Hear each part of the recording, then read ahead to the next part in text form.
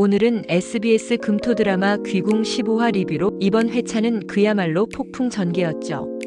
중전의 죽음, 팔척귀의 왕빙해, 그리고 여리와 강철이 맞이한 가장 고통스러운 갈림길. 이 영상에서는 15화의 핵심 사건들과 함께 드디어 밝혀진 팔척귀의 목적, 그리고 마지막 16화로 이어질 치열한 결말 싸움의 서막까지 정리해드릴게요. 비극의 시작, 중전의 죽음.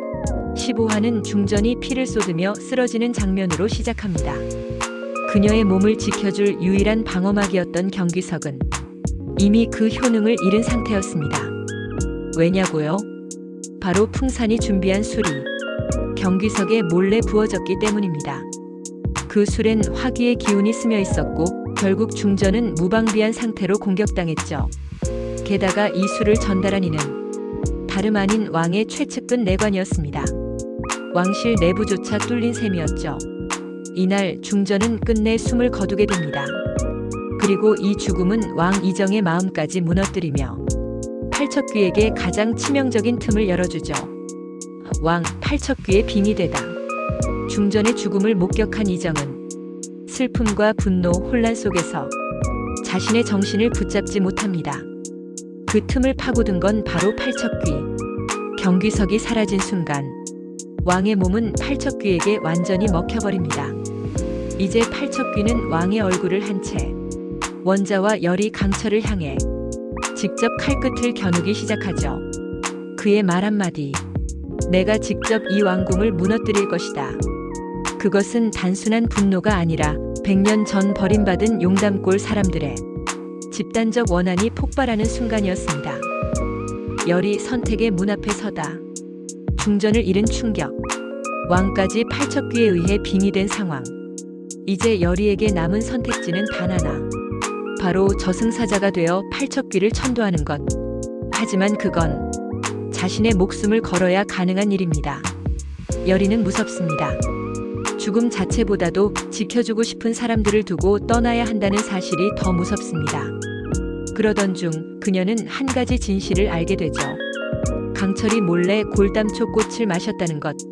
즉 강철 역시 자신의 야광주를 모두 소진해 팔척귀와 함께 사라질 각오를 하고 있었던 겁니다. 여리는 혼란에 빠집니다. 누가 먼저 희생할 것인가? 누가 이 원한의 고리를 끊어낼 것인가? 강철의 결정, 골담초와 야광주. 강철은 더 이상 이무기의 힘을 제대로 쓰지 못합니다.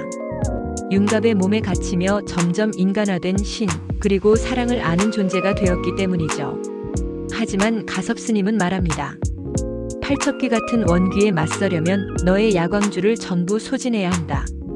그리고 그걸 가능하게 해주는 유일한 것이 수십 년간 꽃을 피우지 않던 골담초.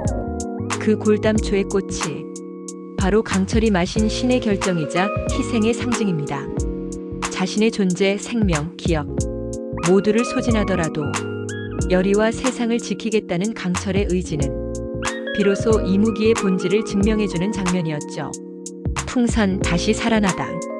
팔척귀가 왕에게 빙의하자 죽었던 풍산까지 되살아납니다. 물론 더 이상 풍산이라 부르기엔 그의 영혼은 온전히 팔척귀의 분신에 가깝습니다. 그는 웃으며 말합니다. 이제 왕자도 내 것이다. 풍산은 이정의 몸을 통해 왕실을 장악하고 강철과 여리를 역적으로 몰아내는 데 성공합니다.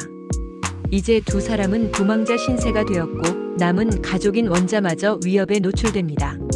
그 원자, 끝까지 쫓기는 존재. 원자는 최원우의 집으로 피신했지만 팔척귀는 이미 그의 동선을 파악하고 곧장 뒤를 쫓습니다. 왕의 얼굴을 한 악귀, 그가 궐 안을 장악한 지금 신하들조차 움직이지 못하고 백성들은 그가 왕인지 귀신인지 구분조차 못하는 상황. 결국 이 나라 전체가 한 악귀의 손에 넘어가고 있는 겁니다. 팔척귀의 정체와 한계 없는 복수.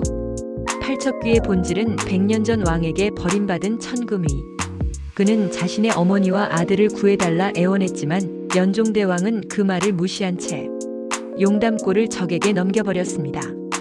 그날 이후 천금위와 수많은 용담골 사람들의 죽음은 팔척귀라는 하나의 존재로 응축되었죠. 이제 그는 단순히 복수만 하는 것이 아닙니다. 왕실 전체 후손들까지 모두 파멸시키려는 사명감에 가까운 분노. 하지만 이 모든 고통을 후대가 떠안아야 하는 것이 맞는 걸까요? 여리도 강철도 그리고 이정도. 그날의 죄와는 아무 관련이 없는데 팔척귀의 분노는 멈추지 않습니다. 결말로 향하는 두 가지 선택.